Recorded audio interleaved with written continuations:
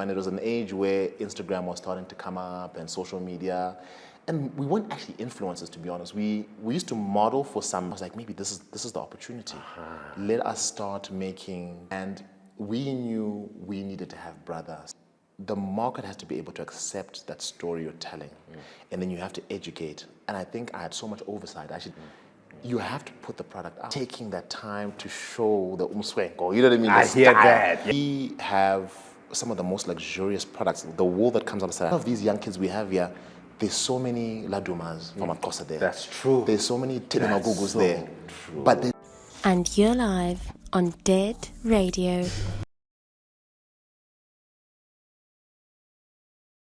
Yo, welcome to another very special episode of Dead Radio with your boy Ini, and once again we have a very, very special guest reporting live from the Dead Store. We're gonna let our guest introduce himself, and then we're gonna get into his life journey, and you know how we do, get those jewels for you guys to use in your everyday lives. So without further ado, yes sir. Sure. My name is Palmer Mutandwa. I run a business called Button Brothers Tailoring. We do bespoke tailoring for both men and women, and we're based in Hyde Park. I love that. Thanks, man. How are you feeling right now in this second?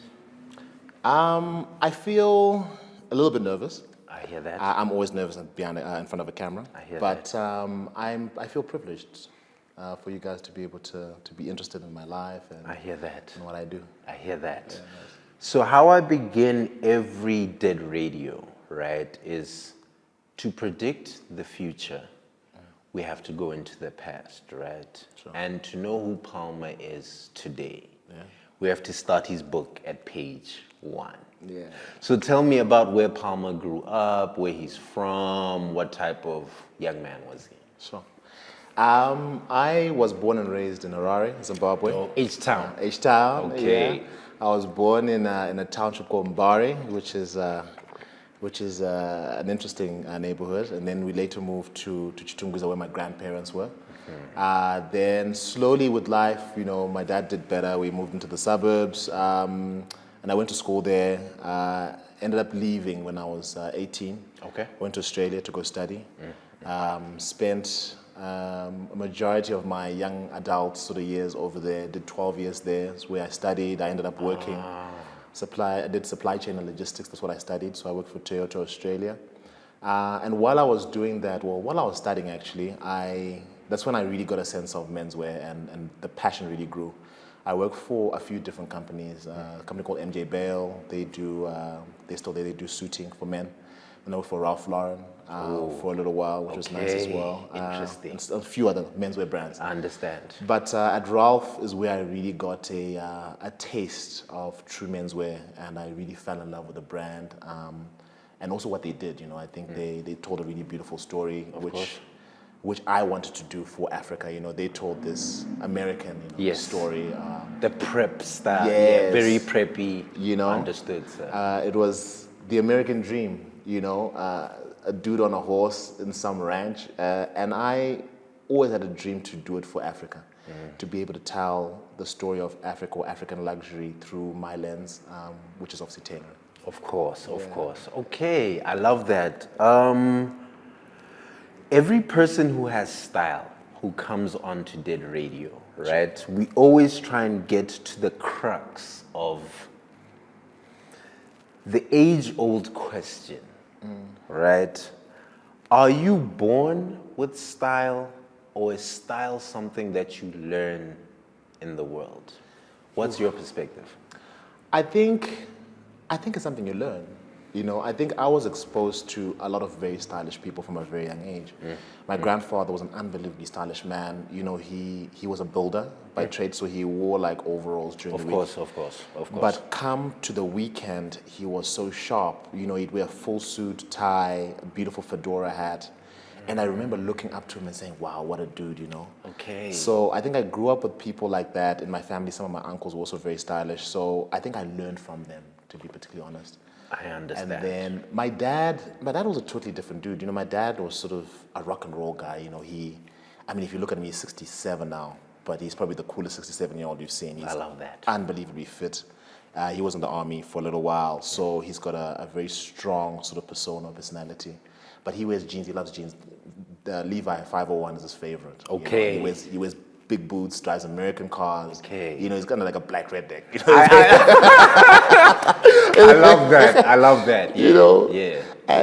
And I mean, I wasn't really into that style, but you know, growing up now, I mean, I look at him like, dude, you're kind of stylish, you know? You're fly. You're fly. Yeah. And I draw inspiration of style from, it's not only sartorial guys, you know. I love guys who do their streetwear thing. I see certain things in them that I will incorporate in mine, you know, and yeah. I hear that. Style is more important than fashion. Most definitely. Fashion is trends. Yeah, Style is eternal. it's forever. I love that. Okay, let's get back on your timeline. So you're in Australia. Yeah. You're obviously working in these different fashion houses, Yeah. right? What happens next? How do you even get the idea to step out and start your own brand? I think it was a mixture of things. So how we actually started the brand, we didn't even make clothes, to be honest with you. You know, it was me and my friend Marvin who, when we started the brand, Marvin's from Trinidad, he's half Trini, half Bajan. But being in Australia at the time, especially in a city like Melbourne, if you were a cool black guy, people would just be they'd gravitate and be like, I love The world everything is about obsessed with the melanated people. Yeah. But they hate us. The contradiction is hilarious. I understand. you. Yeah. Yeah. So it was just that, bro. You know, when we'd walk into a party or into a place, people would just draw to us. And one day him and I were like, bro, we should make this a thing, you know, and it was an age where Instagram was starting to come up and social media. And we weren't actually influencers, to be honest. We used to model for some brands and sort of post on our Instagram. And that's why we created Button Brothers. And then after a while, we were like, okay, this is cool, but how else can we add value to this? And then I started going to a trade show in Florence called PT Womo. I don't know if you've heard about it. So it's people from around the world, or sartorial guys, who come into this trade show, and there's buyers, so people will obviously be selling stuff. And so I started buying accessories. So silk ties, pocket squares, little small wallets. I get that. And then I take it back to Australia and resell. So that was sort of the next stage in the business. Okay. And then at a similar time, we started styling as well. So we'd get clients who wanted to get styled for whatever it was, a shoot, a wedding. And then it almost happened at a time where it felt like people were drawing into the whole bespoke made-to-measure thing. And I don't know whether it's because I was working part-time at Ralph that I saw it quite prevalent. And I was like, maybe this is the opportunity. Let us start making bespoke menswear. Because also I also was very slim. I was very slim and tall. So anything I bought off the rack, I'd have to go take it for alterations and tailoring You all see what the I mean? time. Understand. Never liked it. So what I did was, I was like, so I had already started getting my garments tailored. So I was like, I love the experience, and I'm sure there's other people in the world who have bodies like mine where you can't buy stuff off the rack. This is an opportunity. And then we started. And the name Button Brothers was born right there. Button Brothers was born, it was born at that time, 100%. Okay, 100%. I understand. And it's an interesting story too, because, you know, it was a space where there wasn't many people of color. It was so interesting. You'd be walking down the street in Melbourne and you'd see another black person and you'd literally cross the road and run to them to say hello, where are you from, you know? I understand. So we had our little community that we grew, and we just used to call each other brother, you know, like, hey, brother Marvin, brother. Of course. Out of, you know, the community and the family that now we had come up with. You know, there's people from all over Africa, the Caribbean, and America. And we knew we needed to have brother somewhere in the name. We didn't know how it would. Yeah. It could have been thread brother. I don't know. I hear that. I hear that. But Button Brothers rang a nice ring to it, and yeah, we sort of just went to it. And then you guys just ran with it. 100%. What were some of those first products that were official Button Brother products? So obviously tailored suiting. At the time, our biggest market, which was the corporate market, those guys obviously wanted suiting for work. But you know, it's interesting because the brand evolved. At the time, we had this Pan-African view, but from like from like a Harlem Renaissance kind of perspective, you know, from the jazz, and so it was very suity. And then as time went by, I started going back and understanding more of my own personal culture and our own liberation struggle that we went through in Zimbabwe, and I drew closer to the ideologies of Mugabe. I drew closer to the ideologies of the neighboring countries of Zambia, Mozambique, even South Africa, you know, your OR Tambos, and understood and started looking at how they used to dress. And I was really fascinated by it. So the official product of Button Brothers that really made us, to be fair, was the safari suit. Okay. Yeah. So we iterated the safari suit, the silhouette, the pattern. We played around with it, and we brought it out. And I think people connected with it. You know, you could have had an uncle when you were growing up and you saw him wear a safari suit. But now it's kind of cool, right? It's in a cool fabric, and you're like, actually, you know what? This brings a sense of pride. And you're live on Dead Radio.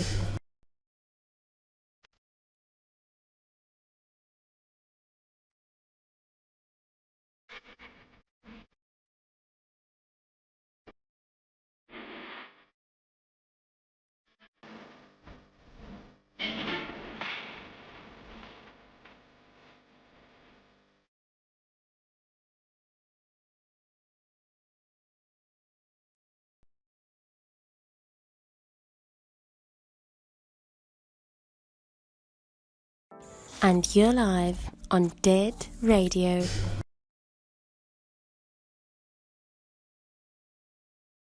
And that's how we sort of became a thing. I hear that. Yeah. As someone who creates suits, right? Suits are the attire for this concept we call power. Yes. Right? Yeah. Now, I'm always interested in how people who create clothes for power understand power. Now, it's such a layered question, right? But I'd like to pick your brain. Sure. Are there things that you've noticed and pinpointed about people who hold power as someone who makes clothes for people who hold power?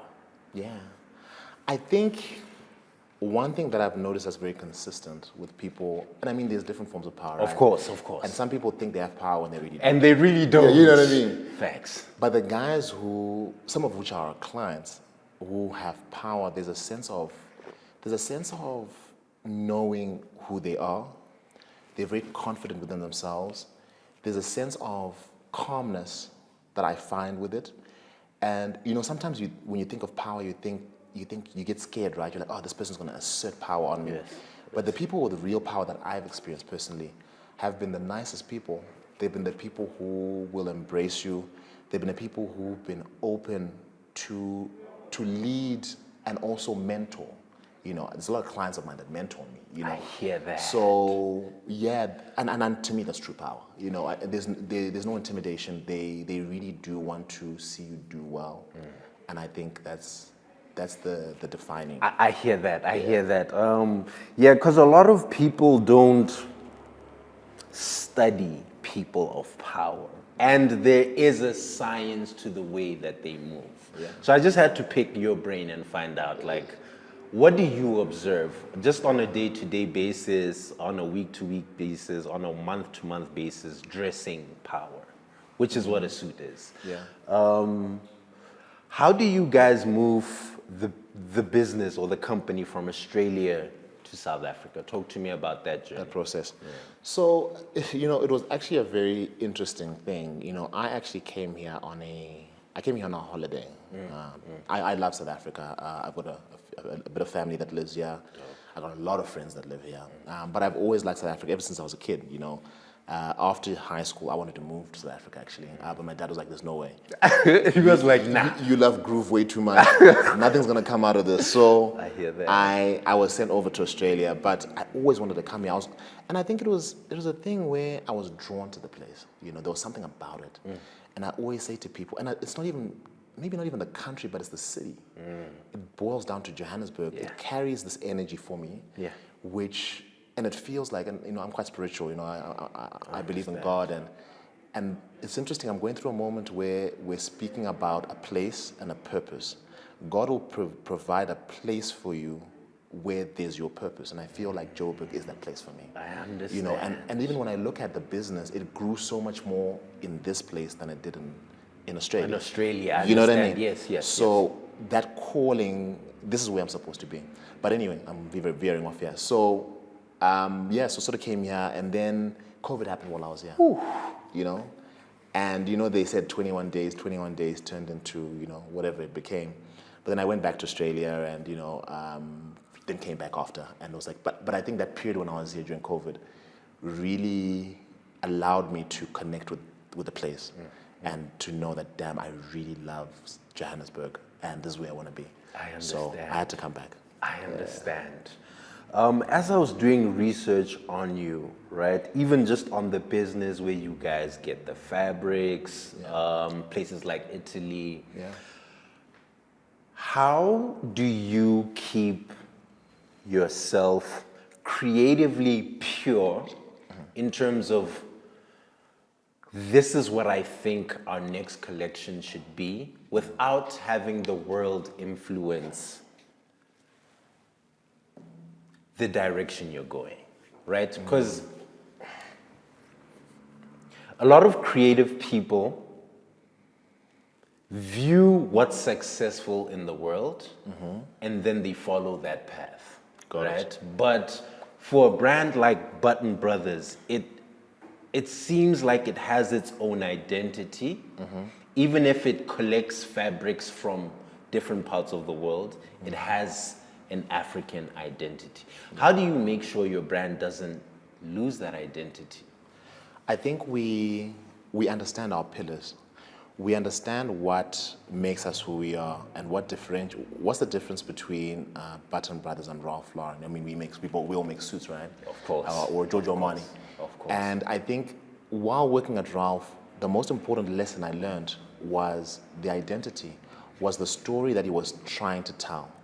And I think that's what I was drawn to in Button Brothers. What am I trying to say about being an African? What am I trying to bring out in the world? Because there's no point in me copying everyone else. Yeah, of course. So I think that's our core. But then because we understand our core, we also then allow collaboration and also bringing in different elements from around the world. So for example, I'll give an example. We're working on an interesting project at the moment, which is quite dear to my heart, around Zimbabwean cotton. I love that. Zimbabwe produces some of the world's best cotton. That's true. Right, which goes into Japanese denim, which some people know. And I was in Japan now in March and went to a mill where they were weaving fabric from Zimbabwean cotton. And I've been to the farms where they farm the cotton. So I understand the full supply chain. But when you think about luxury denim and Japan being at the forefront of it, you then realize something.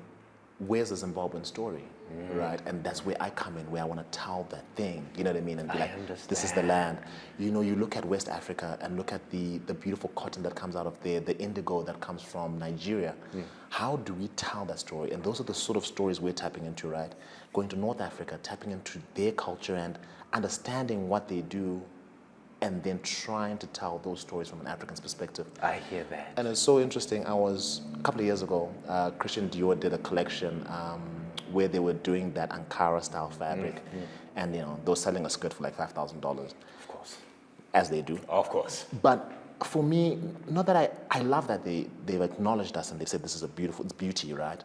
But I think that those stories should be told by us. Yes. And us as Africans also can't sit there and complain. Exactly. We have to step up and go and do what we need to do and tell that story. Yes. Because otherwise someone else is going to do it for us. Exactly. Yeah. And that's the thing about the world. If you don't tell the world your story, oh no, the world's going to tell you your story. 100%. You know what I mean? Yeah. I love that. I love that. I want to I want to double click and open a folder called failure, right? Yeah. I feel like every time we get on podcasts, people only speak about the highs, the successes, right? But success, the other 50% of it is failure and doubt and the dark side, which is unavoidable, right? Are there moments that come to memory where you wanted to quit, where the business almost went bust? Like, talk to me about failure in your journey and how you've come to understand it. Yeah. Look, I think, you're definitely right. People always look at something and they only see the end product. But I mean, for myself, I go through moments of doubt every single day. And I think what helps me is, as I've spoken to you before, is the spirituality. Someone said to me the other day, the Bible is a love letter from God, right? And I go in and I revise and listen to what God is saying to me, and it gives me hope and it gives me faith into things are going to be better. That thing you're struggling with, you will overcome. Yeah. And I think faith is that thing. My friend sent me a message the other day, and he said, faith is not just believing. Faith is you going out and then believing and doing what's supposed to be done and taking the leap. And I think before you take the leap, the amount of fear, the amount of doubt you have as a person is unbelievable. But then it has to be done, and I think I'm fortunate enough to be able to continue to work through it. But at the same time, you can jump and take that faith and believe and still fail. Oh. And it happens it's so heartbreaking, right? But for you to be successful, you have to be able to continue. Because if you don't, then, and I think it can't be about, for example, it can't be about money. Yeah. I think I had to make that decision at a very early stage of my life where I was like, why am I doing this? If it's about money, then it's very difficult because you find moments where you fail, you lose money, you do this. If that's the case, then you'll stop. Yeah. But because it's not about money, because it's about the story and this thing that we're doing, then you continue going. I hear that. And I think that's where I am and how I sort of deal with failure. I mean, mate, it happens all the time. I've 2 or 3 moments where even if I think about it, it breaks your heart. It breaks my heart. I hear where that. I've lost money, and I've been like, okay, what am I going to do? And you make a way. you pivot. Yes, sir. You pivot. I love that. Yeah. I just always feel like, failure is something. We need to speak more about failure so we can demystify it. 100%. Like, it's not as bad as you think. 100%. And you need it. Yeah. Damn. Yeah. What's been some of the challenges you faced even just having a store in Johannesburg? Like, yes, your business grew when you came to Africa, right? And planted your business here and allowed the roots to grow, right? Yes.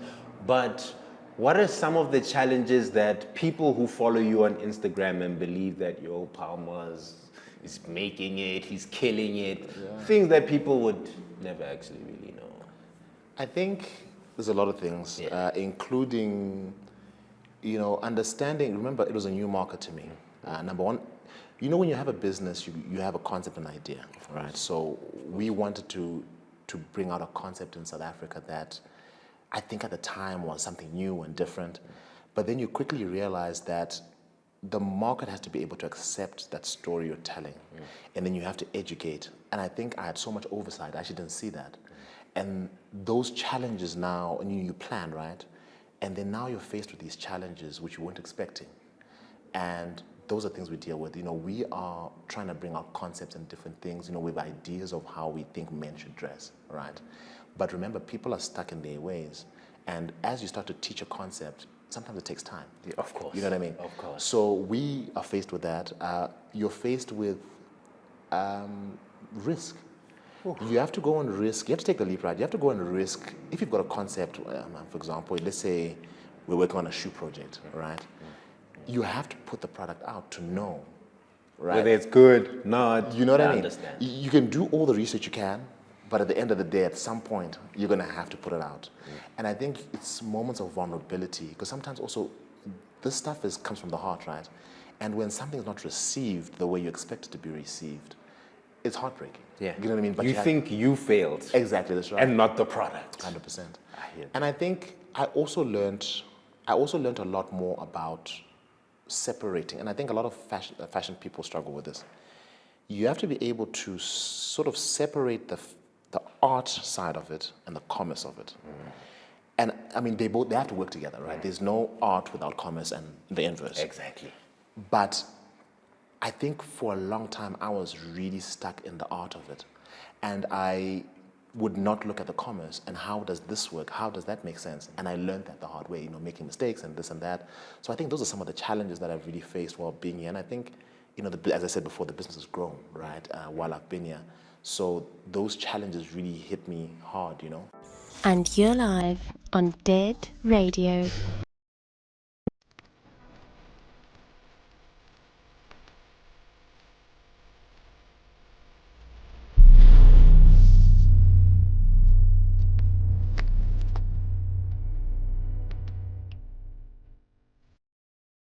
And you're live on Dead Radio.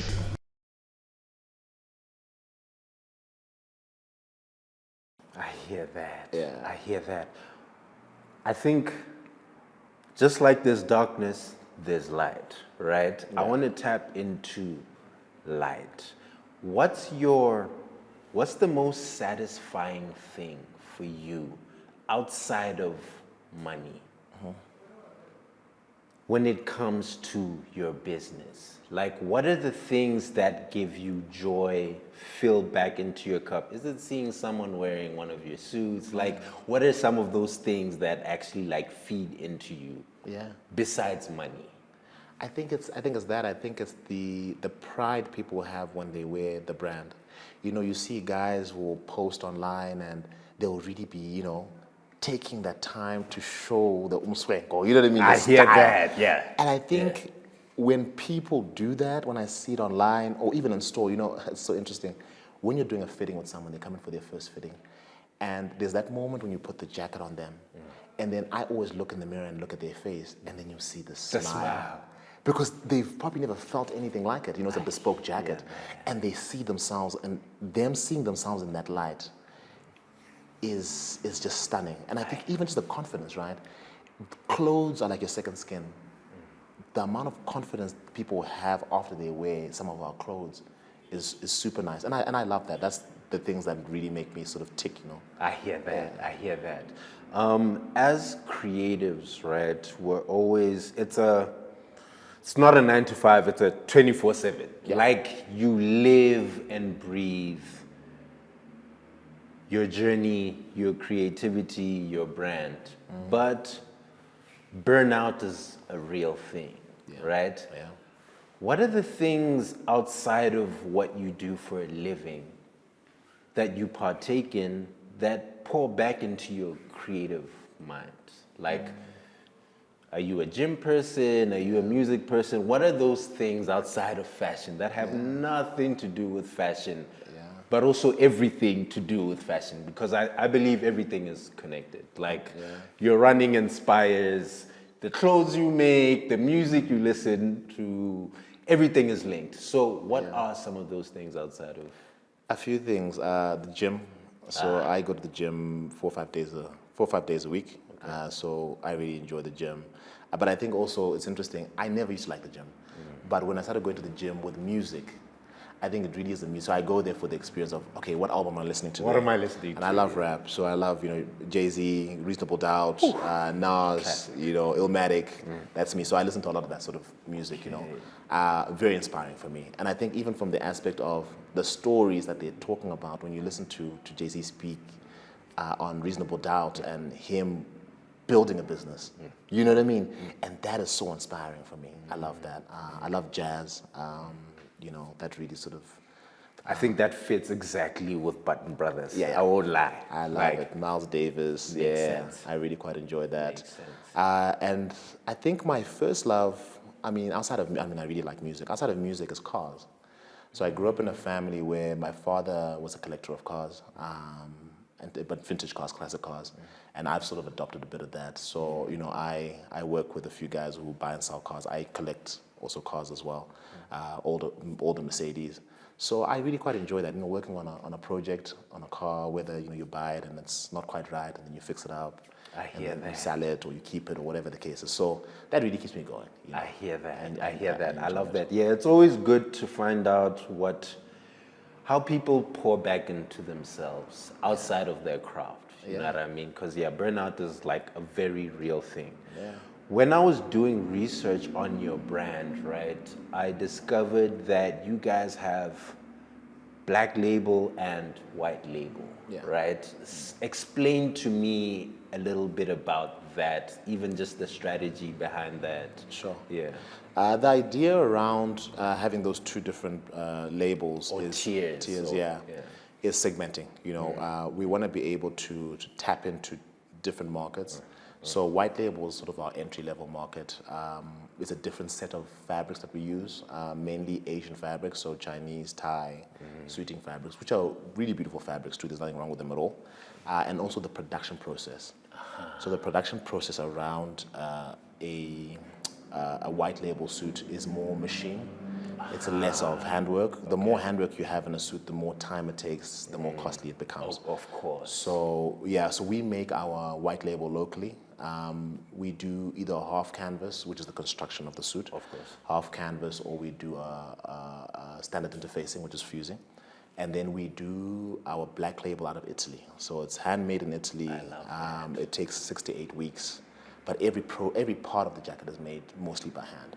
Okay. So it's really, you can actually feel the difference in the jackets also. Because remember, when you make something by hand, for example, a jacket, if you look at the collar, if you make it by machine, it's flat and you just sort of just, you know? But when you're doing it by hand, they'll sort of put the collar on the leg and then sew it in.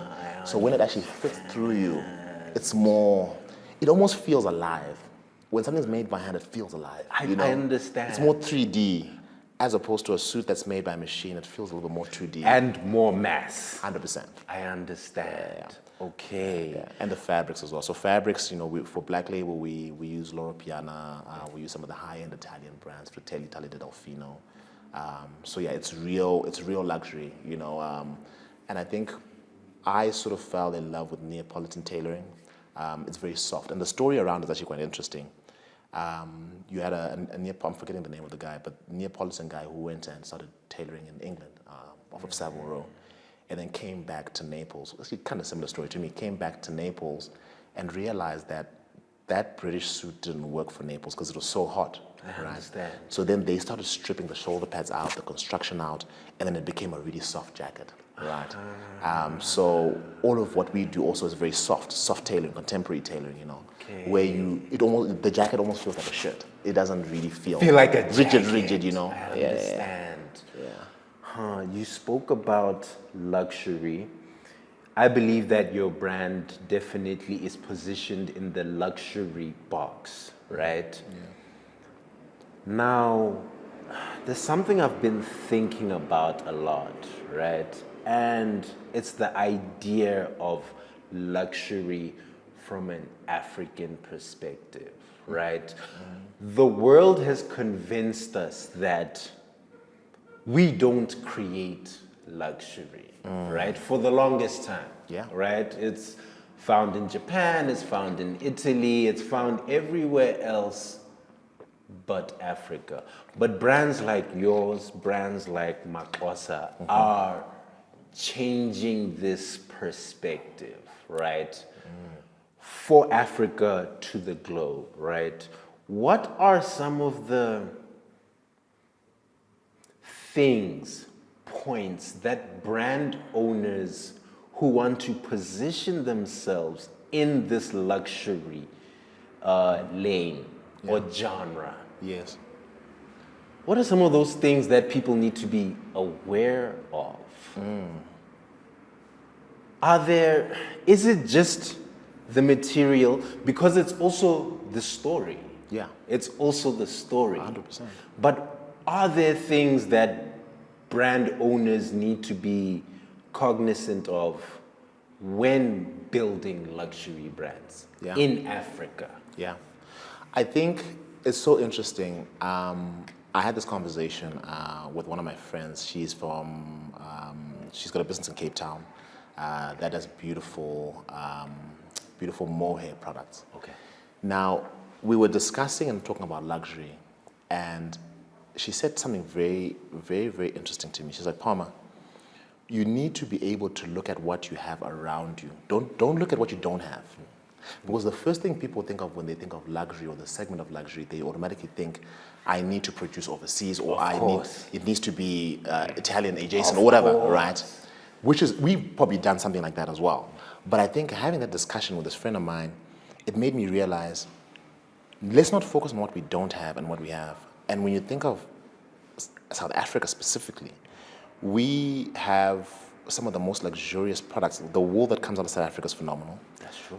South Africa produces the world's most amount of mohair, right? And I'm not sure if you're familiar with it. I didn't know that. Yeah, so South Africa produces about 60%, and interestingly enough, all the world's mohair actually comes to the Eastern Cape and gets auctioned there and then goes out. So you see what I mean? But about 90% of it leaves and goes into international markets. I think 5 or 7% stays and made into an end product, and I don't know what happens to the rest of it. But when we look at that, let's just look at mohair, for example. It's one of the world's most luxurious, I mean, if you want to call it a fiber or a hair, right? You can put it right up there with cashmere, for example. We produce it here. So if you're a luxury brand or an aspiring luxury brand, look at things like that. I mean, even look at, for example, Zimbabwe. Zimbabwe produces some of the world's best cotton. How do we, as the youth or the potential, next generation, how do we take those things, add value to them, and then claim them as Africa? I think that's the only way we can really achieve that made in Africa luxury. Because, I mean, when you look at made in Italy, I just don't understand how else you could do it. You know what I mean? We really have the stuff here. I hear that. You know what I mean? I hear that. And that's why storytelling is one of the most valuable skills any brand or human can possess, right? Because storytelling turns this bottle from just a bottle to something more. 100%. And I completely hear that, because a lot of these international brands take the resources, go and manufacture there, and then sell it back to us. 100%. And we're like, luxury, but if you reverse engineer, it's like, no, the things that made that are from here. 100%. I love that. I love that. Yeah. What's your general perspective on the fashion scene in South Africa? Fashion in South Africa. In 2025. Look, I love it. I love it. There's so much creativity, and I've always felt this way about South Africa. I think even from the first days I started coming here, back in 2015, 2016, the level of creativity in South Africa is phenomenal. From every aspect of art, from an art perspective, from a music perspective, clothing. So there's a lot of young guys who are doing really cool stuff. And I think what lacks is the support. I think, there's environments like Europe, for example. Those places are set up to support young people in creativity, right? So that's why you find young brands do well there, right? Because they've got the financing, they've got the mentorship, whatever it is. Africa is not set up like that. You have money being put in mining and agriculture, which is great. I think that's great. But there should be a focus somehow on these young, out of these young kids we have here, there's so many Ladumas from Akosa there. That's true. There's so many Tinagugus there. True. But they don't have the support. How do we pull them up and get them to do that thing? So, no, I think the creativity is great. And I think Africa as a whole, I love a lot of Nigerian designers as well. I think they're doing their thing there too. And I really think we can be leaders in the game, Piece by piece, bit by bit, generation by generation, because that's how it happens, generation by generation. 100%. Are you guys working on anything exciting? What is the future of Button Brothers? Talk to me about, the next phases. So we're working on a spring-summer capsule at the moment. It's almost done. So we have an event every year, October, November, where we present a capsule collection to some of our VIP clients. So we have that coming out, which I'm super excited about. We are looking at doing a few shows outside of Johannesburg, just to sort of tap into different markets. But I think the spring-summer collection really is a thing that I'm really excited about. Exciting. Because it sort of sets the pace. It's interesting, because we're a bespoke menswear business. sometimes people like creativity. So when you go out and you put out a collection, people can see something, oh, I like that jacket, please make it for me in my size. So it's really my idea of what I think summer should look like, and people then buy into it. So I'm really excited for that. I hear that. I love that. I love that. Any plans on shoes? Yeah, because I know like creating shoes is so tricky. Right. Yeah. And I'm such a perfectionist. I think I believe in process and quality. And I think when it comes to shoes, for you to get it right, you know, you really have to, number one, invest in the education around it, but also financially, you know. So we do have a plan for shoes. But when you see them, when they come out, they're going to be phenomenal. I hear that. I they'll be hear crazy. that. Yeah, because you have to run through samples and samples, and samples are costly. I understand. Bro, this has been such a great conversation for me. I've really enjoyed it. Thanks, bro. There's probably going to be someone watching this who probably works in Ralph Lauren and is like, yo, you know what? Palmer's story is really inspiring me, right? Now, what's Palmer's last piece of advice to the dreamers out there, to the people who want to step out into the world and make a name for themselves? What's your last piece of advice? I think the first thing is you need to firstly understand, not even understand, but if you're sure that this is what you want to do, I think the first thing I would do, and I think I wish I would have done this when I started, I'd put it to God first and say, God, this is what I want to do. Pray about it. And your heart will tell you. And you might not know how to do it. You might not even have the resource to do it. But if God puts a stamp on it, He will provide. And just take that leap. Jump. And you know, I'm a strong believer. I never want to regret not doing something. You know what I mean? And I think if you have a dream, go out and do it.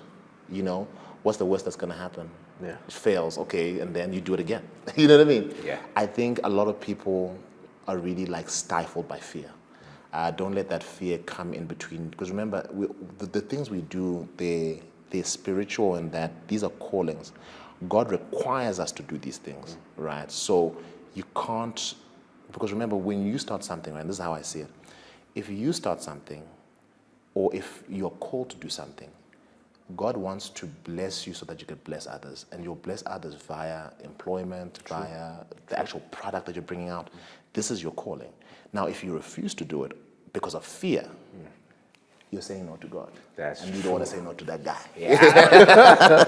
I hear that. I hear that, man. Thank you so much for your time, sir. You're welcome. Incredible. Thank you, brother. Thank you. Nice one, nice one. Please don't forget to like, comment, subscribe, and we'll be back with another episode of Dead Radio.